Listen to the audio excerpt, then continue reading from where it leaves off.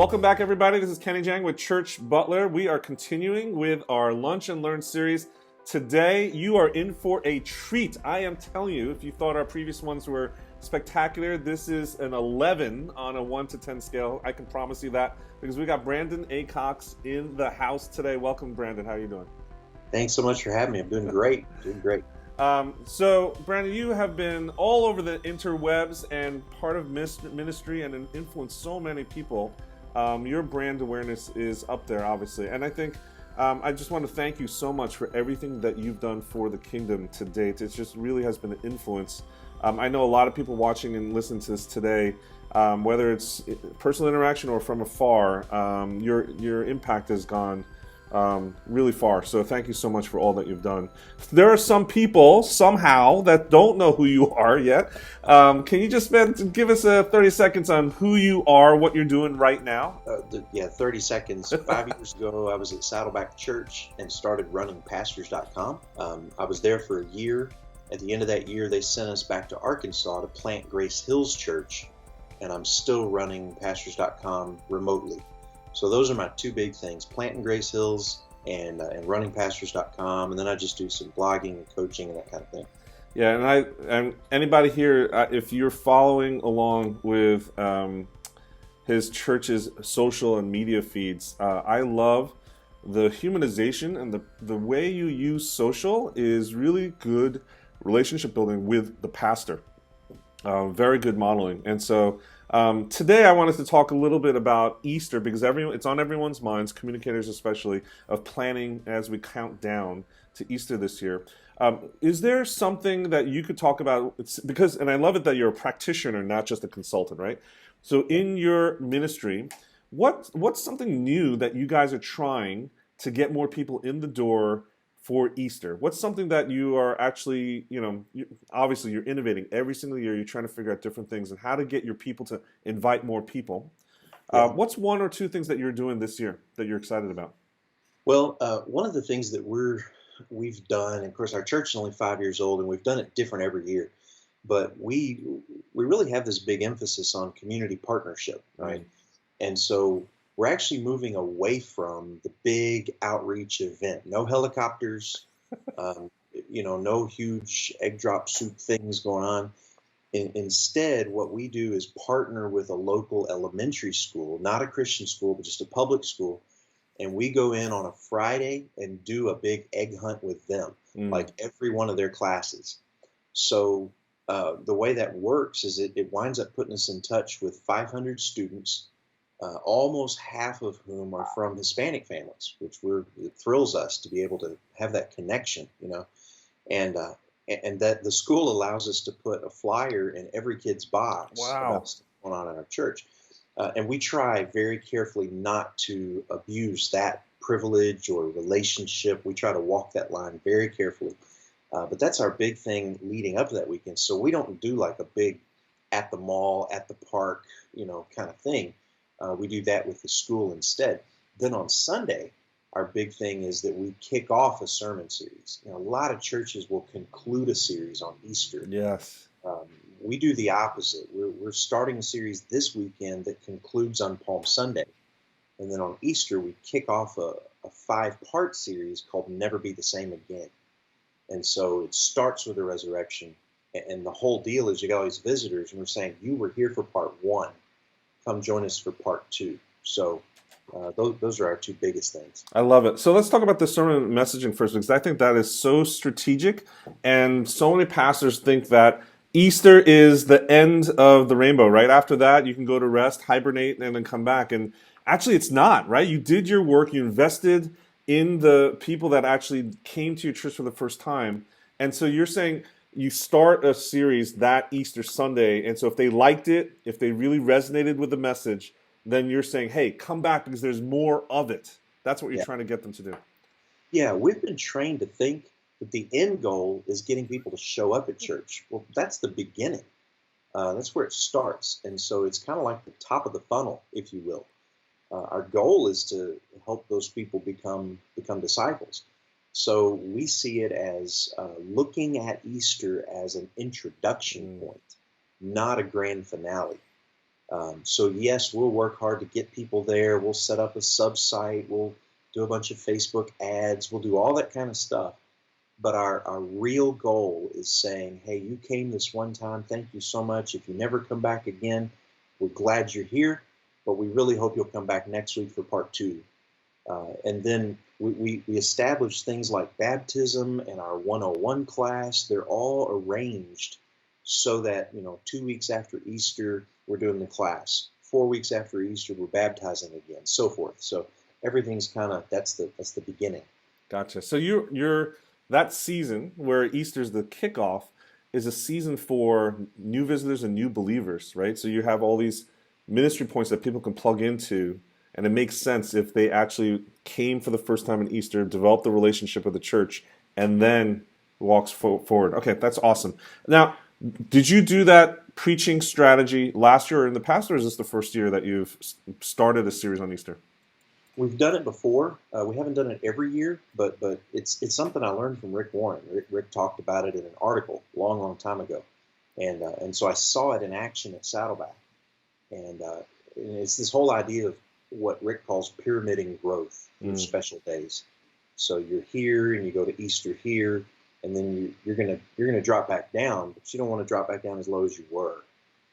And all those people that have now been added you're ready to make disciples. You're ready to walk them through the process of becoming a devoted follower.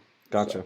So what leading up to Easter, how far in advance are you starting to tease that your congregation, your people need to be inviting their friends and families? Is it 1 week away, 4 weeks, 2 months? Have you already started telling them about Easter?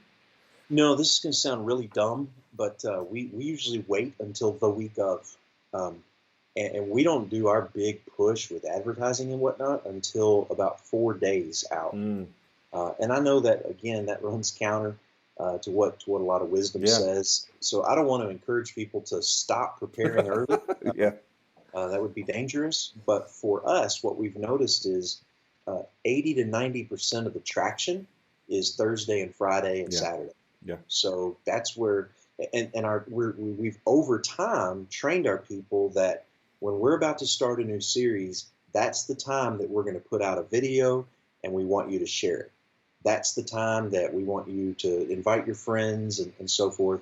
So we have this whole system of you've got a closed Facebook group of insiders. You have an open group that's everybody that attends. And then you've got the page. And so we'll mention in the insider group, hey, we're about to put something in the open group. And then in the open group, we say, hey, we're about to put something out publicly. And so we just sort of get people ready. But if we do it too early, it's a lot of wasted energy for us. Wow. Okay, so that's very interesting. I love that. So your insider group, it's a closed Facebook group. What percentage of your people, how large is your church right now in terms of general attendance? Yeah, about 420 per Sunday. And so it's probably larger than that in terms of your community, right? Because not everyone comes every Sunday. And then based on that number, what percentage of them are insiders? How many people do you consider worthy of being able to share those impulses, the mission, the vision, and stuff like that? Well, interestingly, I would say there are multiple insider groups. So we have what's called a leadership team group. That's all the staff and the team leaders. Gotcha. And then we also have like a first impressions group who we look to as, we want to treat them like insiders so they know what's going on. They feel included. We have just a prayer group that's some really devoted folks. Prayer warriors. Yeah. And we've set up multiple insider groups that I would say total probably 50 people or so, 50 adults. And then that open group of attenders probably has about 350 to 400 people in it. Gotcha. And so you intentionally will synchronize the timing of when you're starting to tell people your plans for Easter. Yeah. I've already been talking with our leadership team about the sermon series, and we're planning for the school partnership egg hunt thing. So all that is in the works. We're recruiting volunteers.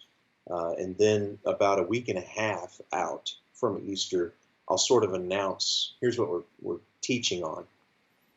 And then usually like the day after Easter, we're thinking about small Yeah. groups. How do we get people into groups now?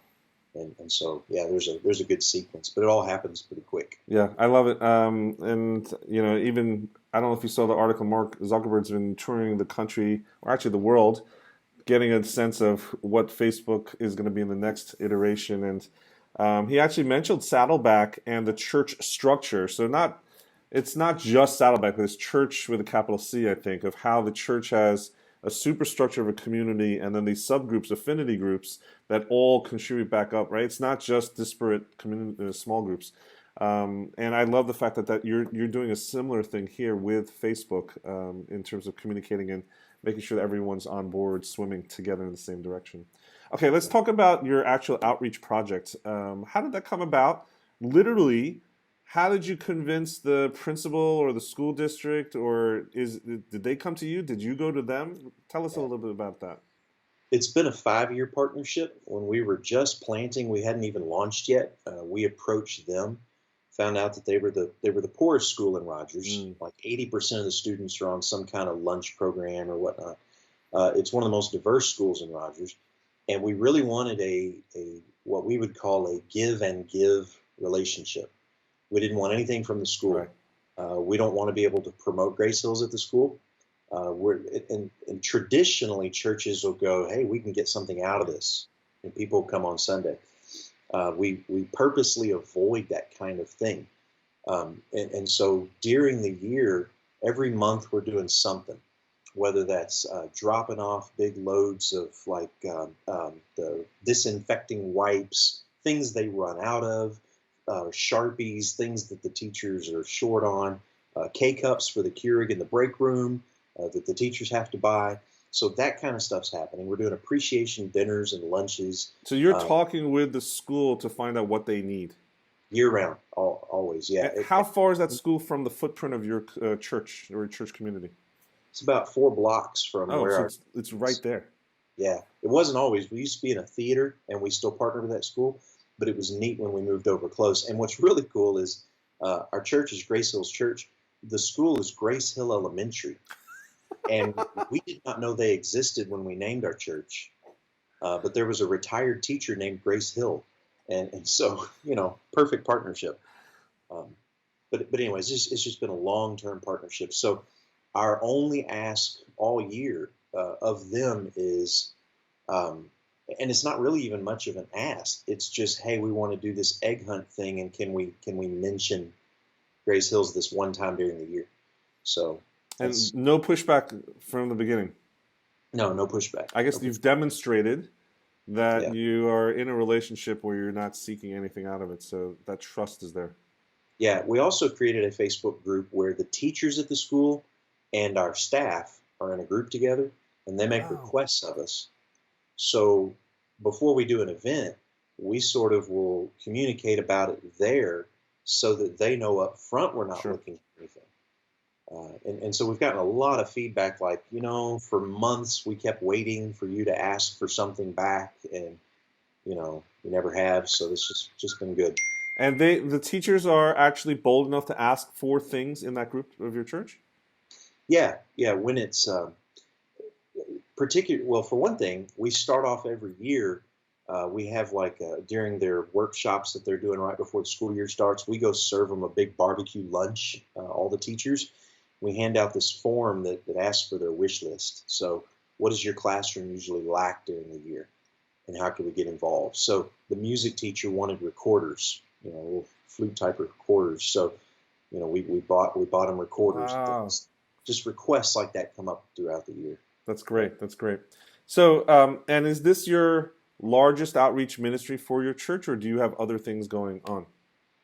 We have other things. It's probably the biggest in terms of every month something.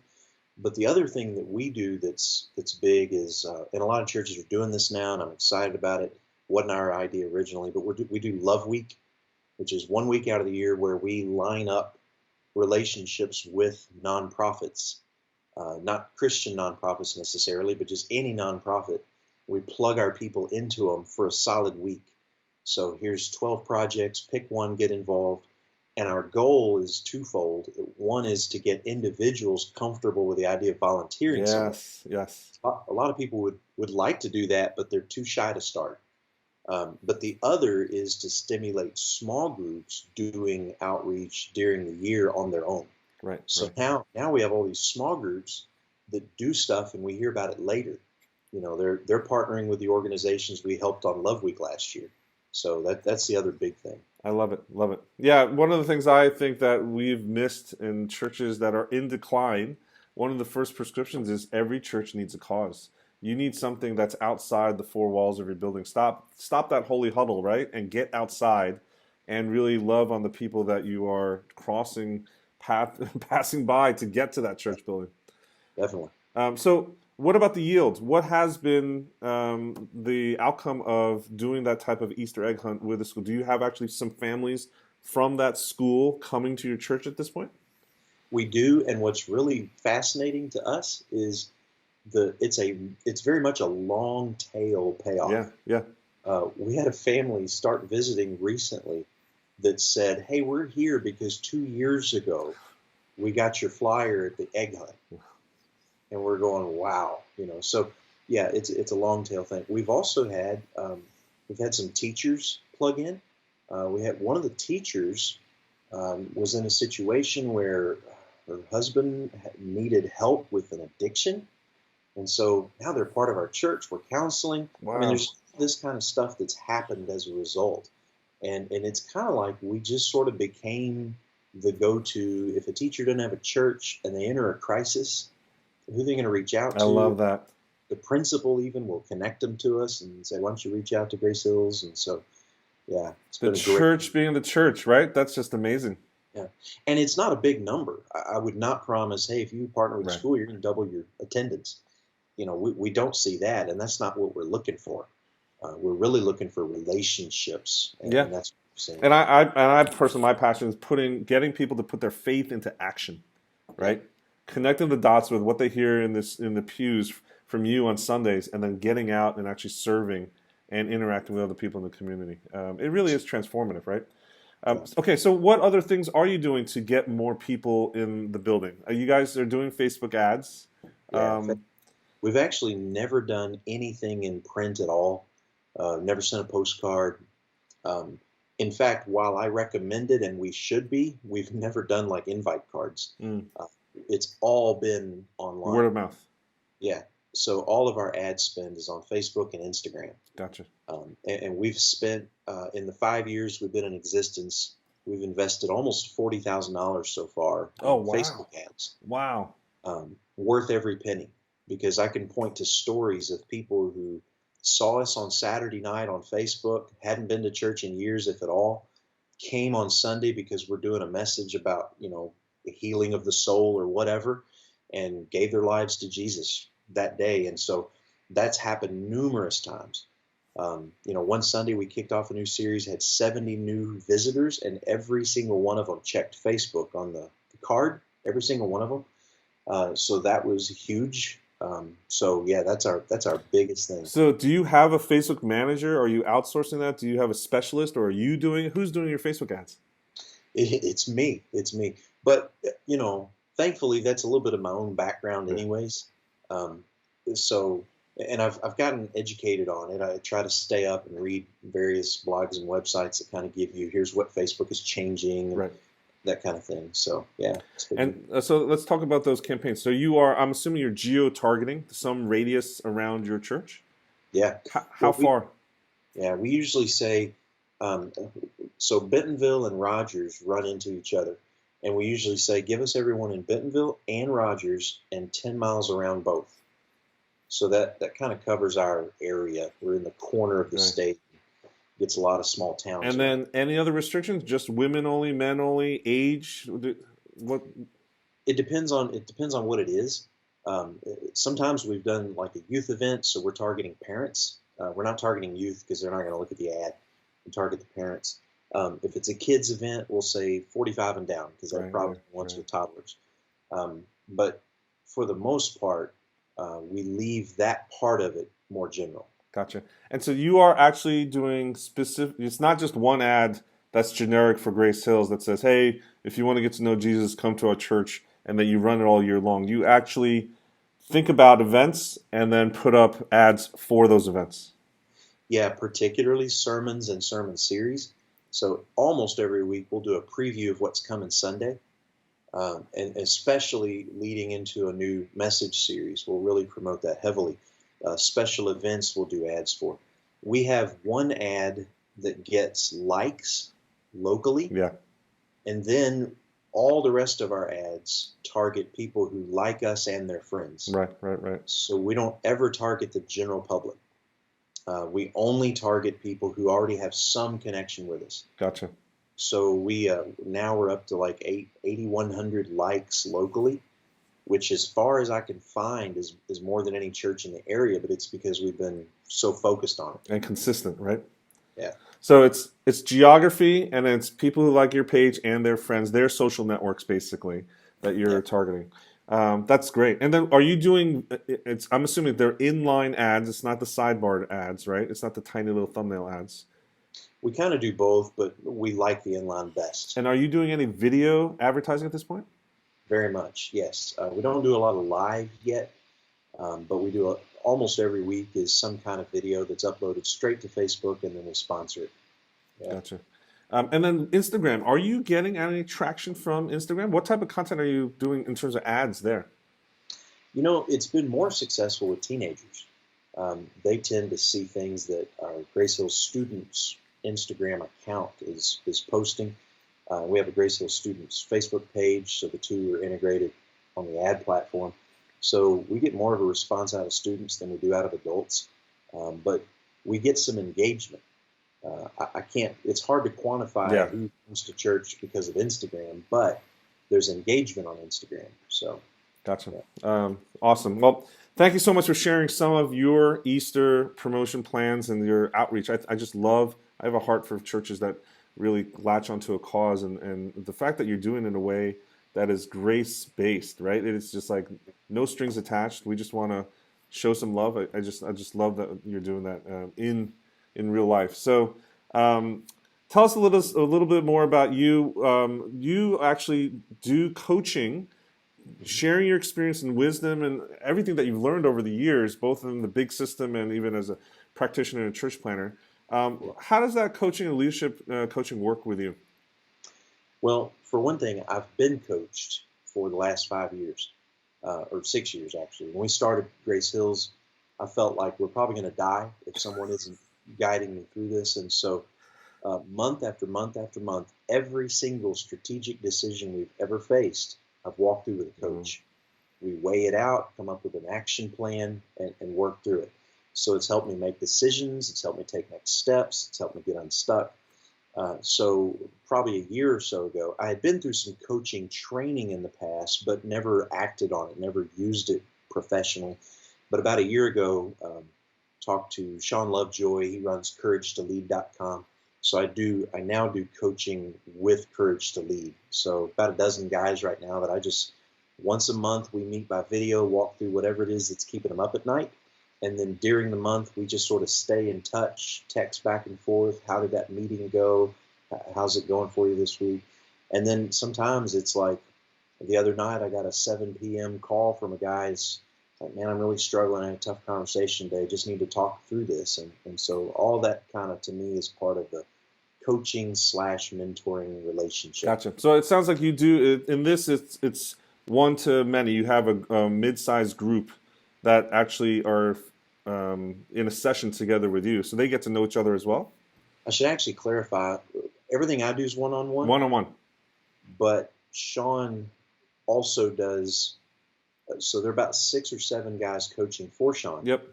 Everyone that we coach gets once a month coaching from Sean as a group. Gotcha. Yes, So yes. both. Yeah. I love one-on-one coaching because you can actually move the needle in very specific ways with ministries if you're able to be concrete about it, very definitive. Yeah, and I think one of the things that most pastors suffer from is loneliness, right? You feel isolated. You don't have a peer to talk to. And coaching is really the sounding board that you need many times. Yeah. How do the people specifically find out more information about those coaching opportunities with you in particular? Yeah. The easiest way is just hit brandonacox.com. And there is links to the coaching, links to everything else I do. So yeah, that's the quickest way. Gotcha.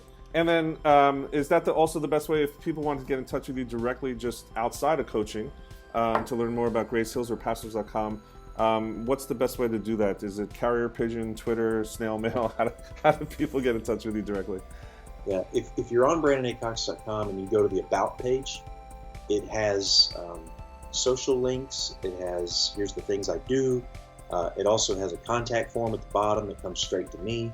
So Perfect. I love conversational email, so I'm pretty easy to reach. Yeah, I just encourage people to watch what Brandon is doing. The stuff that you're doing with your church on social is really, it's inspiring and it's encouraging to see how you're using that. And you're such an accessible guy. I love the fact that you are just generous with your time and your wisdom, and that your heart really is there for the kingdom in an authentic way. So thank you so much for everything that you are doing. Really appreciate your time here with us today in our Lunch and Learn. And we'll have to get you back here at another time to share with some other aspects of your ministry, because I think you're doing so many innovative stuff. So appreciate your time today, Brandon. You're very welcome, and thanks so much for having me. Okay, take care.